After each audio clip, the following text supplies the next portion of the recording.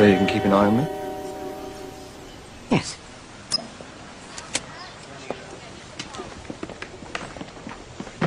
When they analysed the stock market after 9/11, the CIA discovered a massive shorting of airline stocks. When the stocks hit bottom on 9/12, somebody made a fortune. I gotta be honest with you. When the September 11th situation happened, I didn't know that. And I must say, and I wanna say this because I wanna take it lightly. It's not a light situation. It's a devastating act. It was really a bad thing. It was one of the worst things I've seen in my lifetime, you know. But I will tell you, and every trader will tell you, who was not in that building, and who was buying gold and who owned gold and silver, that when it happened, the first thing you thought about was, well, how much is gold up? The first thing that came to mind was, my God, gold must be exploding. Fortunately for us, all our clients were in gold. So when it went up, they all doubled their money. Everybody doubled their money. It was a blessing in disguise. Devastating, crushing, heart-shattering, but on a financial sense, for my clients that were in the market, they all made money. Now, I wasn't looking for this type of help. But it happened. When the U.S. bombed Iraq back in 1991, the price of oil went from $13 to $40 a barrel, for Christ's sake. Now, we couldn't wait for the bombs to start raining down on Saddam Hussein.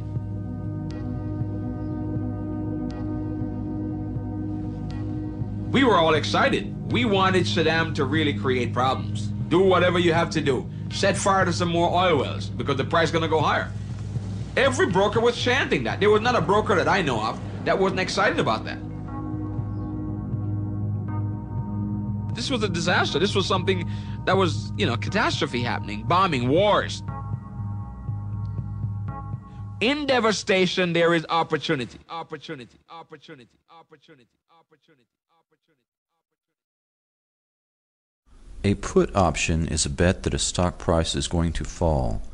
If one were to put a single put option contract on American Airlines at $30 a share, and the stock fell to $18, one could purchase 100 shares at $18 and immediately sell them for $30, netting a profit of $12 a share. This is exactly what happened on a far larger scale with many companies around the world on 9/11. The levels of options purchased the week of 9/11 were more than 6 times higher than normal. A former member of the German parliament, then responsible for oversight of the German Secret Service, estimated that profits by insider traders were $15 billion. Wall Street analyst Phil Erlinger was the first to spot the suspicious trades. What I see is prior knowledge. You can call it conspiracy. It's my opinion that somebody knew ahead of time that 9/11 was going to happen and they made bets to take advantage of it. And these bets weren't just normal run-of-the-day bets. They were far in excess of what we would call normal activity. Put options set to expire on September 30th, 2001, were bought on August 6, 2001, or earlier at the Chicago Board Options Exchange. These put options were basically a bet that the stock would plummet. When it did, the people who purchased those put options made a lot of money. Thousands of put stock options were bought on United and American Airlines immediately prior to September 11th, 2001. On average, during the first weeks of September 2001, 27 put options were bought each day on Morgan Stanley, one of the World Trade Center's largest occupants. The total of its put options for the 3 days prior to the attacks was 2,157. Merrill Lynch, also in the WTC, saw 12,215 put stock options. That is 12 times its normal level. Between September 6th and 7th, Chicago Board Options Exchange saw 4,744 put option contracts with United Airlines and only 396 call options. On September 10th, put options for American Airlines totaled 4,516 versus 748 call options. In addition, these trades were not only occurring in our country, but around the world. There is no chance that all or even most of the trades were placed by Osama bin Laden or Al-Qaeda.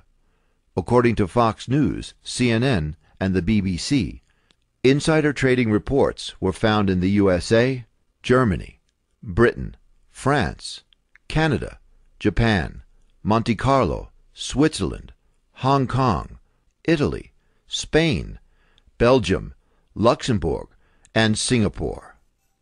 The director of the CIA headed a firm that bought some of these put stock options. Until 1998, Buzzy Krongard headed United Airlines stock.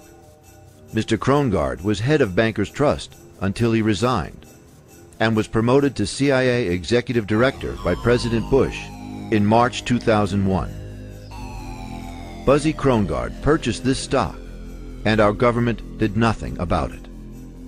Deutsche Bank is also one of the 4 banks most used by the bin Laden family. Additionally, $2.5 million in put options on United and American Airlines went unclaimed. The German central bank president, Ernst Weltec, had a study conducted by his bank. It indicated, quote, "There are ever clearer signs that there were activities on international financial markets that must have been carried out with the necessary expert knowledge in industries such as gold, oil, airlines, and insurance companies." There was a lot of money to be made from the events of September 11th. And indeed, many people in our own government called the events of September 11th an opportunity.